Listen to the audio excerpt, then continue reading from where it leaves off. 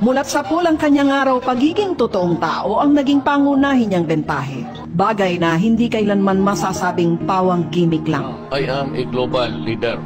Si Mar, Cubao leader lang yan siya.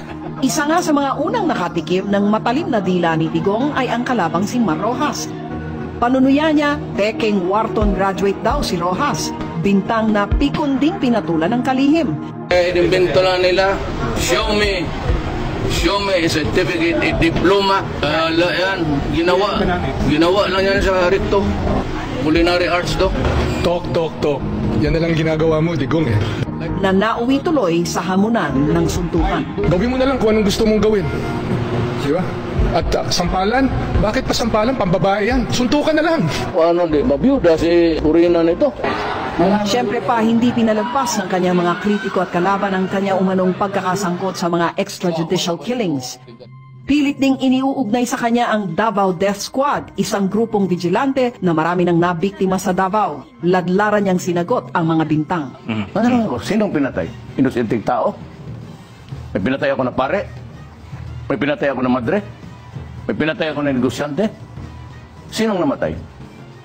Dito, walang namatay. Tingnan mo Manila. Ngunit madali man daw ikabit sa pangalan ni Digong ang pagiging mamamatay tao, hindi pa rin ito naapektuhan ang ratings ng alkalde. May baho si Duterte. Oo, pero yung Pag baho... sinabi mo palang Duterte, killer ka agad. Oo, pero kailan yan lumabas? Matagal na, pero walang gumamit kasi hindi nga alam, yung mga kandidato, hindi alam, pag inintroduce natin ito sa fray, yung framing na frame ni Digong yung 90 days. Very, very well. Hindi na nga natinag ang paglakas ng momentum ng mayor ng Davao. God will decide. Ang dating nasa ika-4 na pwesto sa mga survey, unti-unting umangat sa ikalawa at kung minsan, tumatabla pa sa unang pwesto sa mga kalaban. May I have extension? Yes. Pero ang pinakamalaking pag-angat niya sa ratings ay naitala matapos ang presidential debate ng COMELEC at TV5 noong March 20 sa Cebu. Lalo na sa mga eksena bago magsimula ang debate, tila naaliw ni Duterte ang mga botante sa kanyang mga joke. Bakit mo naman inaway? Bakit mo naman inaway? Wala akong inaaway. Hindi ba magkasama kayo sa isang kwarto? Ano nangyari? Wala. Sinabihan ako, gustong palitan ng rules, pero kaya nagatay lang kami nasabihan kung tuloy o hindi.